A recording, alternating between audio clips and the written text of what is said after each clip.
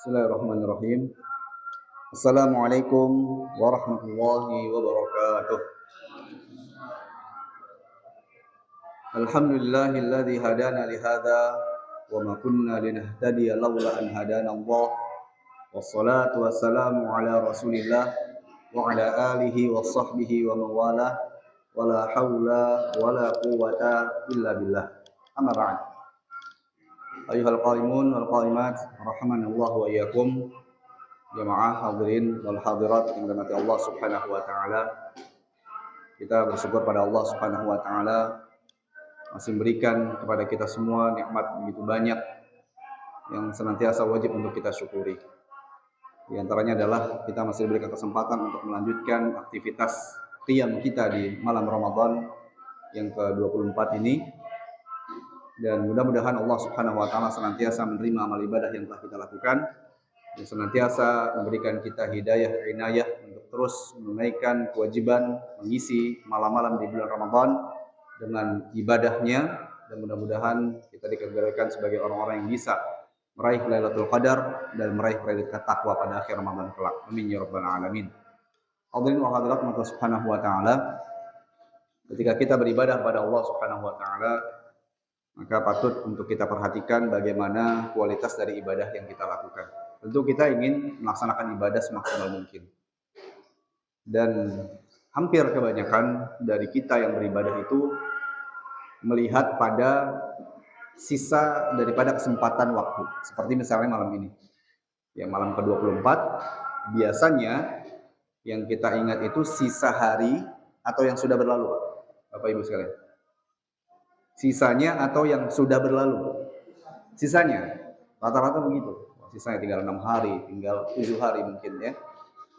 Nah, yang perlu kita perhatikan adalah bahwa apa yang sudah kita lakukan dari amal-amal ibadah, puasa, sedekah, tilawah Quran, salat qiyam lail, tahajud atau tarawih, salat wajib, salat sunnah. Maka yang perlu diperhatikan adalah bagaimana amal ibadah yang sudah kita lakukan itu tidak sia-sia. Bagaimana agar kita tidak termasuk dari orang-orang yang kata Nabi SAW sebagai orang yang bangkrut. Ya. Kalau bangkrut, ya, bagi kita atau rata-rata orang menganggapnya adalah orang yang ketika menjual sesuatu maka dia tidak balik modal, habis, ya, rugi, bangkrut. Ya. Atau ketika dia punya hutang, pada saat waktu membayar hutang dia tidak punya uang untuk membayarnya, maka dia orang yang bangkrut. Ya. Nabi SAW pernah bertanya kepada para sahabat, atadruna minal muflis? Apakah kalian tahu siapa orang yang bangkrut? Dalam riwayat yang lain disebutkan atadruna mal muflis. Apakah kalian tahu apa itu bangkrut? Apa itu orang yang bangkrut? Bukan siapa, tapi apa? Maksudnya apa? Maksudnya sifat-sifatnya itu seperti apa yang bangkrut. Maka para sahabat berkata, ya, al-muflisu fina man la dirham lahu wala mata. Orang yang bangkrut, orang muflis yang kami ketahui adalah orang yang tidak punya uang, dirham, wala mata, dan tidak punya barang, tidak punya harta benda, barang-barang, ya, kendaraan, rumah dan lainnya. Maka Nabi SAW menjawab, ya, karena Nabi SAW ketika bertanya, apakah kalian tahu siapa orang yang bangkrut, itu bukan bertanya kepada mereka untuk mereka memberikan berita atau kabar, jawaban, tapi Nabi SAW itu ingin memberikan kabar, memberi ke mereka pengajaran. Maka para sahabat itu ketika menjawab orang-orang yang bangkrut tengah kami adalah orang yang tidak punya uang dan tidak punya harta benda, ya memang itu umumnya yang diketahui oleh orang-orang banyak. Ya. Maka Nabi SAW bersabda, al-muflisu min ummati, orang yang bangkrut dari kalangan umatku adalah man ya'ti yaumal qiyamah, siapa yang datang pada hari kiamat, ya, bisolatin wa siyamin wa zakatin, dengan pahala solat, pahala puasa, pahala zakat yang sudah diterima, pahalanya diterima. Tapi kata Nabi SAW, buayati, dan ketika dia datang di hari kiamat tersebut dengan pahala-pahala tadi, puasa, solat, zakat, ya. Bahkan para ulama mengatakan bukan hanya sebatas amalan ibadah ini saja, amalan yang lainnya, ya, sedekah, birrul walidain, ya, haji, umroh, Ya, tapi ketika dia datang pada hari kiamat, wa yati qad syatama hadza, dia telah mencaci saudaranya. Wa qadhafa hadza, dan dia telah menuduh tuduhan kepada saudaranya. Wa akala mala hadza, dia makan harta saudaranya. Wa safaka dama hadza, dia membunuh saudaranya. Wa daraba hadza, dan dia juga membunuh saudaranya atau orang lain. Ya, dengan dosa-dosa tadi, ya, maka menjadikan pahala-pahala dari ibadahnya tadi itu sirna. Ya. Kata Nabi SAW, fayu'ta hadza min hasanatihi wa hadza min hasanatihi. Kalau seandainya yang dizalimi ada 3 orang, maka orang pertama yang dizalimi itu pahala kebaikan dari puasa, sholat, zakatnya diambil sebagian buat yang pertama dizalimi. Ada lagi yang kedua, diambil lagi pahalanya. Kedua. Ada lagi yang ketiga, 3, kalau 4 seterusnya begitu. Maka kata Nabi SAW, fa in faniyat hasanatuhu qabla an yaqdiya ma kana alaih. Ya. Kalau seandainya pahala tadi ibadahnya sudah habis, sedangkan masih ada orang-orang yang dizalimi yang harus dikasih dari amal ibadah dia, maka apa kata Nabi SAW? Fa'ukhidha ya khotoyahu faturihat alaih. Maka dosa-dosa orang yang dizalimi tadi itu ditimpakan kepada pelakunya. Yang tadi pahalanya sudah diambil, ya, sampai habis, ternyata apa masih belum selesai perhitungan dari kezaliman dia tadi kepada orang lain, kepada saudaranya, maka kemudian dosa-dosanya ditimpakan kepada dia. Tsumma turiha ilanar. Kemudian setelah itu dia dilemparkan ke dalam api neraka.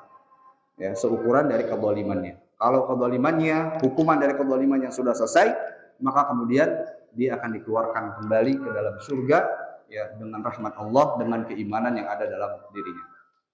Ya masya Allah, hadirin wal hadirat, memuliakan Allah Subhanahu wa taala. Kita perhatikan dalam hadis ini Nabi SAW mengabarkan tentang orang yang bangkrut. Ya. Jadi kalau kita sekarang sudah melakukan ibadah, alhamdulillah sampai 24 malam qiyam, ya, mau ke 24 puasa, 24 hari berpuasa, maka kita perhatikan apakah pernah atau ada dari perbuatan tadi disebutkan oleh Nabi SAW, ya, mencaci, mencela, ya, tidak selamat dari lisannya saudaranya, dihina, dighibahi. Padahal Nabi SAW telah menyebutkan al-muslimu man salimal muslimuna min lisani. Orang Islam itu adalah orang yang bisa menjadikan saudara itu selamat dari lisan dia, dari kejahatan lisan dia. Ya, maka hati-hati dengan dosa lisan. Wa qadhafa hadza. Jadi juga yang kedua, hati-hati daripada qadhaf. Qadhaf itu artinya menuduh dengan tuduhan apakah zina atau melakukan perbuatan al-liwat atau homoseksual, ya. Pokoknya tuduhan-tuduhan. Ya, dan Nabi dan Allah SWT menyebutkan dalam surah An-Nur ayat 23, ya.